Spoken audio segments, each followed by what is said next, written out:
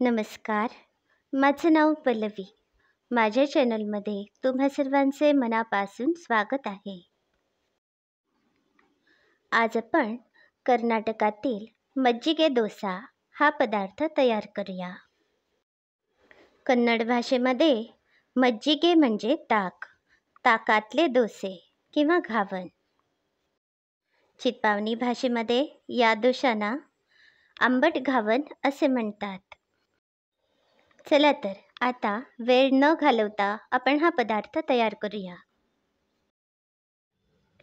1 kilo साधे तांदूळ घेतले आहेत. या पातेल्यामध्ये हे तांदूळ घालते. आता याच पातेल्यामध्ये आपण पाव किलो पातळ पोहे घालूया. 4 मोठे चमचे मेथीचे दाणे घातले आहेत. हे सगळे जिन्नस आपण 2 ते 3 वेळा स्वच्छ धुवूया. तांदूळ पोहे 2 ते 3 वेळा स्वच्छ धुवून घेतले आहेत. आता आपण तांदूळ बुडतील इतके ताक घालायचे आहे. शक्यतो ताजे ताक वापरा.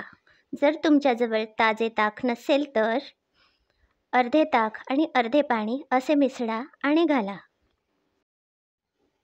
मी पुन्हा एक भांडे ताक घालते. हे तांदूळ पोहे ताकातच भिजवायचे आहेत. तांदूळ पोहे व्यवस्थित बुडतील या अंदाजाने ताक घालायचे आहे. जास्त घालू नका. आता हे तांदूळ पोहे आपण 6 तासांसाठी भिजवून ठेवूया. जर तुम्हाला सकाळी नाश्त्यासाठी हे घावन तयार करायचं असतील तर आदल्या दिवशी सकाळी याप्रमाणे तांदूळ पोहे भिजवायचे आहेत आणि संध्याकाळी वाटायचे आहेत. आता 6 तास पूर्ण झाले आहेत. हे तांदूळ पोहे व्यवस्थित भिजले गेले आहेत.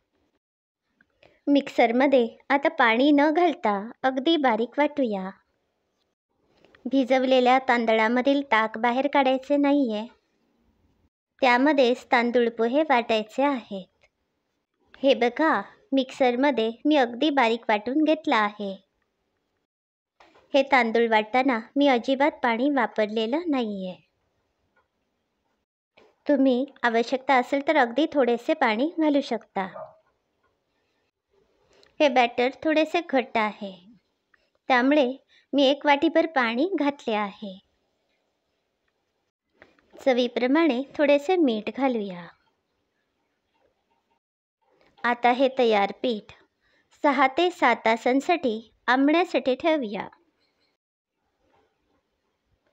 आता 7 तास पूर्ण झाले आहेत. मी आणखी थोडेसे मीठ यामध्ये घातले आहे. चवीप्रमाणे मीठ यामध्ये घालायचे आहे. हे पीठ डोसे करण्यासाठी अगदी तयार आहे. गॅसवर तवा तापायला ठेवला आहे. अळूच्या देठाने तेल लावले आहे. आता याप्रमाणे पीठ पसरवायचे आहे. आता एक वाफ देऊया. आता काही वेळ झाला आहे. मी झाकण उघडते. हे बघा, या डोशांना अगदी छान जाळी पडते. सध्या आमच्याकडे कडकडीत उन्हाळा सुरू आहे, यामुळे हे पीठ चांगले आंबले आहे. या डोशाच्या दोन्ही बाजू आपण चांगल्या भाजूया. यावर तुम्ही पुन्हा तेल किंवा तूप घालू शकता.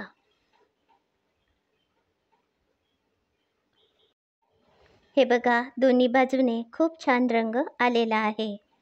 मी पुन्हा एकदा दाखवते. या तव्याला अगदी थोडेसे तेल लावायचे आहे.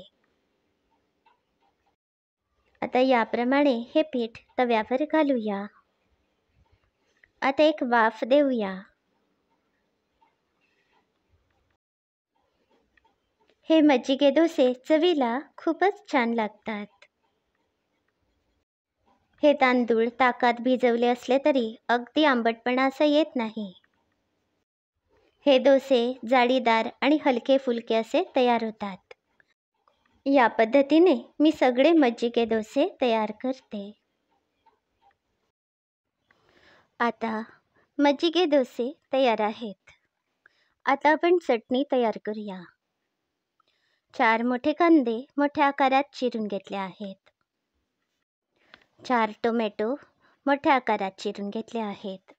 गॅसवर जाडबुडाची कढई ठेवली आहे. यामध्ये थोडेसे तेल घातले आहे. आता थोडीशी कडीलिंबाची पाने घालते.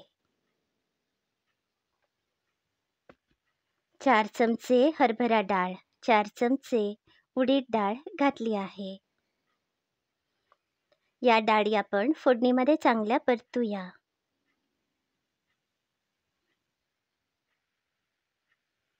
आता 4 सुक्या मिरच्या घालते. चिरलेले कांदे आणि टोमॅटो घालूया. एका लिंबा इतकी चिंच घेतली आहे. आता हे सगळे साहित्य फोडणीमध्ये चांगले परतूया. 2 चमचे बडीशेप घातले आहेत. याऐवजी तुम्ही जिरे सुद्धा घालू शकता.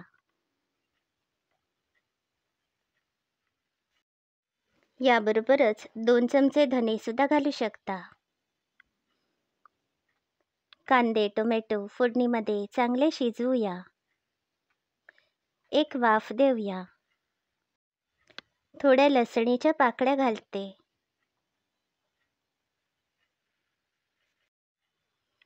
कांदा टोमॅटो चांगले मऊसर असे शिजवायचे आहेत.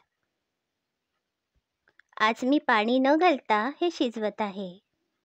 ही चटणी तुम्ही इडली डोशांबरोबरच भातासोबत सुद्धा घेऊ शकता. आता हे शिजलेले कांदा टोमॅटो थंड होण्यासाठी ठेवले आहेत. आपण हे सगळे साहित्य मिक्सरमध्ये अगदी बारीक वाटूया.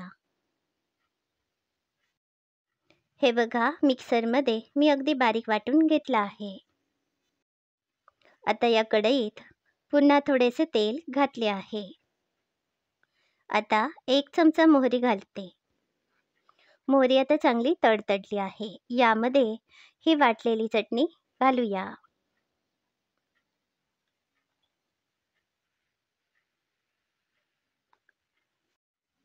मिक्सरला थोडीशी चटणी लागली आहे. यामुळे 1 वाटीभर पाणी घालून ही चटणी या कढईमध्ये घातली आहे.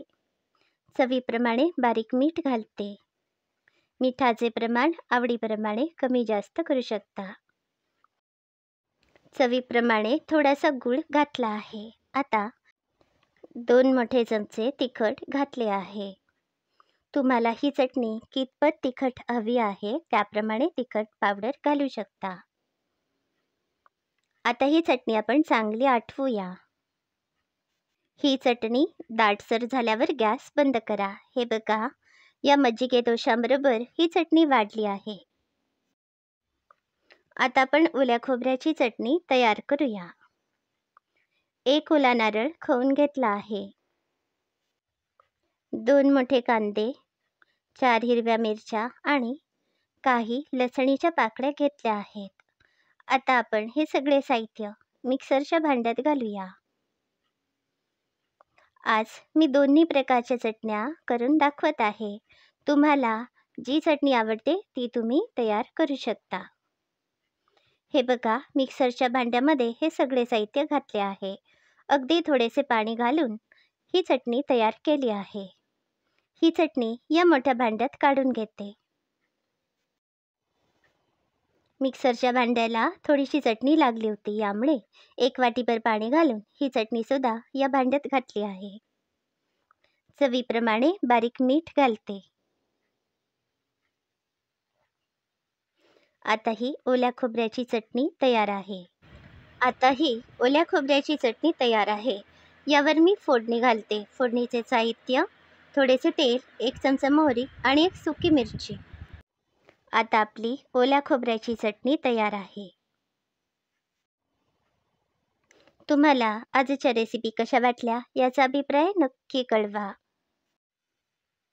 हे मज्जिगे डोसे तुमच्या घरीसुद्धा नक्की करून बघा. अशाच नवनवीन आणि अगदी सोप्या पद्धतीने रेसिपी बघण्यासाठी माझ्या चॅनलला नक्की भेट द्या. याबरोबरच माझे चॅनल सबस्क्राईब करा, शेअर करा. धन्यवाद.